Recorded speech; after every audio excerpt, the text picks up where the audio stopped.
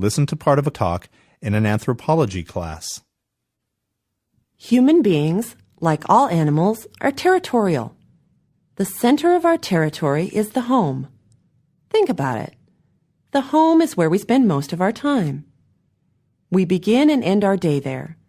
We eat and sleep and bathe and relax and play with our children there and are most comfortable there. We keep our possessions there. We furnish our homes as an expression of our taste.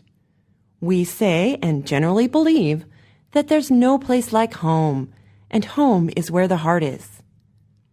The human habit of building homes has a long history. Anthropologists think home building began with very simple round huts, similar to the shelters still built in parts of Africa today. Round huts probably started out like this. Tree branches were leaned up against one another like the ribs of an umbrella. Then the frame was covered with leaves or animal skins. It's from these round, tent-like structures that the first solid dwellings probably evolved. As the tents became larger and more elaborate, they became the center of family life and the place where the family's possessions could be kept. In other words, these structures became home, the heart of the human territory. Round huts progressed from being temporary shelters, made of wood and skins and leaves, into stronger, more permanent structures built of stone.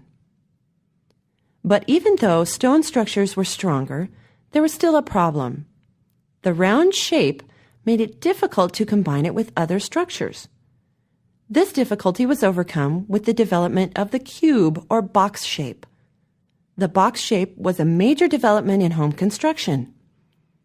By making the sides of the house rectangular and then covering the four walls with a roof, it was possible to place structures next to one another and to join them with doorways. Thus, the room was invented. After the room came the multi-unit dwelling, the apartment house. Nearly 10,000 years ago, this method of building led to the construction of clusters of rectangular buildings that made up the first complex human settlements. Today, the box shape not only survives, but also remains the basis of our domestic dwellings. The homes of today still contain some ancient features. Around the house itself, there's an outer perimeter, the symbolic boundary of the ancient home territory. Today, the boundary is often marked by a barrier, like a fence, a wall, or a hedge. Inside the boundary, we find the yard, where we keep our dogs, and the garden, where we, like our ancestors, grow a few fruits and vegetables. We surround our home with a grass lawn, like our ancestors surrounded theirs with pastures for their livestock. Today, humans are more sociable than in ancient times, and so we allow others to enter the home territory, especially the outer boundary.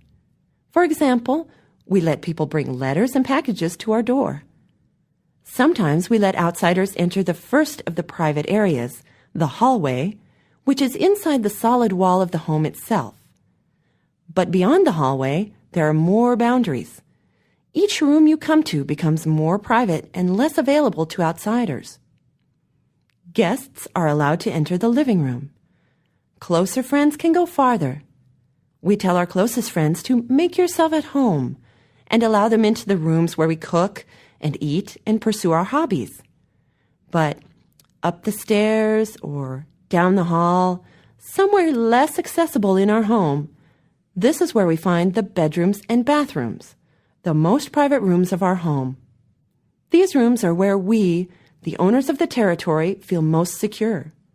This is where we retreat, like any animal to its den, whenever we are at our most vulnerable. For example, when we're sleeping, bathing, or when we're sick.